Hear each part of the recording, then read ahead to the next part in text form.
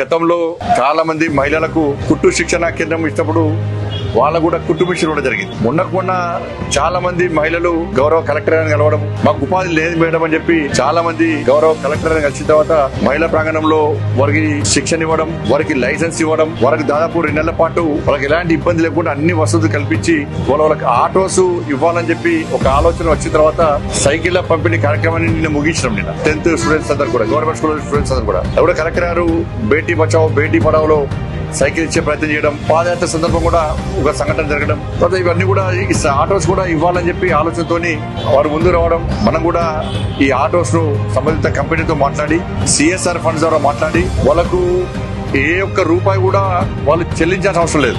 దాదాపు 3,50,000 విలువ చేసే ఆటో, ప్యాసింజర్స్ ఆటోస్ 9, గూడ్స్ ఆటోలు కూడా. అంటే నాకు తెలిసి ఈ తెలంగాణ రాష్ట్రంలో ఎక్కడ కూడా మహిళలు గూడ్స్ ఆటోలు నడుపుతలేరు ఎక్కడ కూడా. అంటే మేము ఏదైనా చేయగలుగుతాము, ఏదైనా సాధించగలుగుతాము, ఏ విధంగా కష్టపడగలుగుతాం అని చెప్పి వాళ్ళ కరీంనగర్ లో కుటుంబ పోషణ కోసం ముందుకు వచ్చిన మహిళలందరూ కూడా ముందు రావడం చాలా గూడ్స్ ఆటోలు కూడా వాళ్ళకి ఇవ్వడం జరిగింది.